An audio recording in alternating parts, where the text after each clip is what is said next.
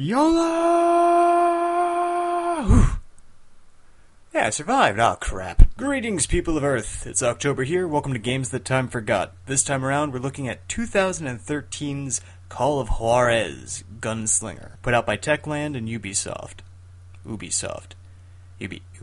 UB40. I don't know. Now, as has been previously established on various other reviews that I've done, I'm not terribly good at first-person shooters. That being said, this is probably the most fun I've had sucking at a game. Which proves my point again, plot matters. But what is that plot, you ask? In 1910, Silas Greaves, an aging bounty hunter and subject of dime novels, wanders into a saloon in Abilene, Kansas. There he begins recounting his life story to the incredulous patrons of the bar, who increasingly question the truth of his tales about Billy the Kid, Johnny Ringo, Brad Pitt, and Butch Cassidy and the Sundance Kid. Silas' story shifts and changes as he recounts his tale of revenge against those who murdered his brothers, and his ongoing hunt for the last member of the posse that left him hanging.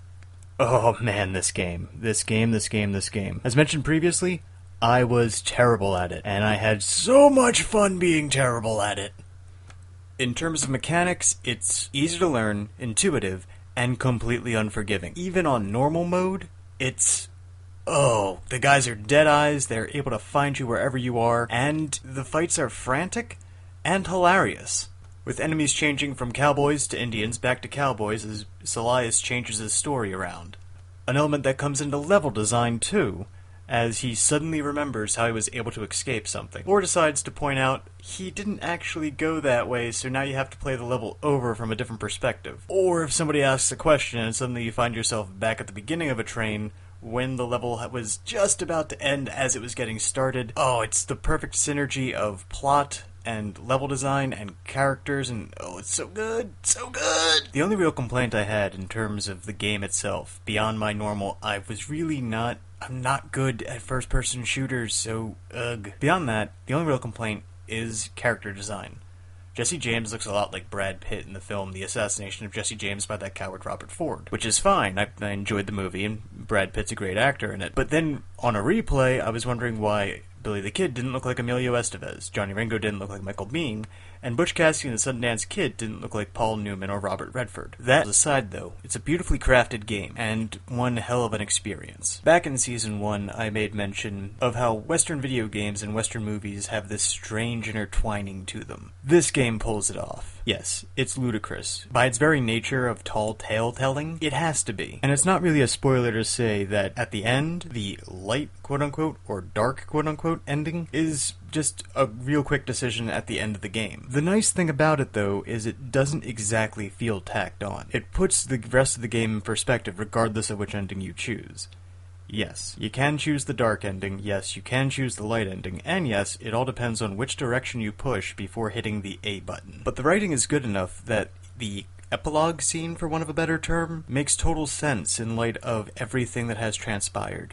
Every moment in the game leads up to it, regardless of which choice you make. The game is full of haunting moments, through dialogue, through setting, through every tiny aspect of gameplay, that reinforce where Silas and the player are at the end of the experience.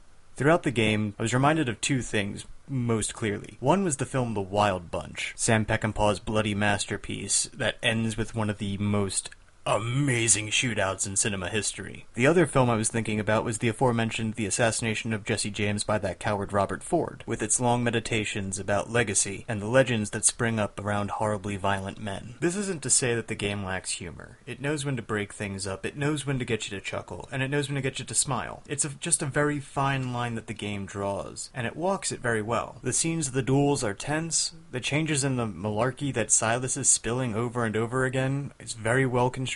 The entire game is overloading with charm of a darker sort than what I've seen when people say the game is charming, which is phenomenal. I needed to play this game. Best way I can put it. So is it worth your time? I say yeah. If you're a fan of stories, this is beyond worth your time.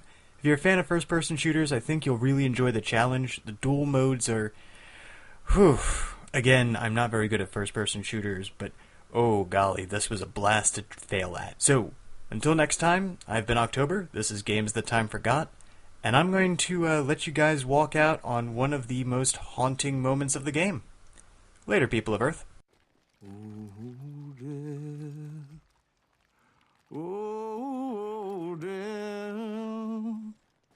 Won't you spare me over till another year? Well, I am death, none can excel.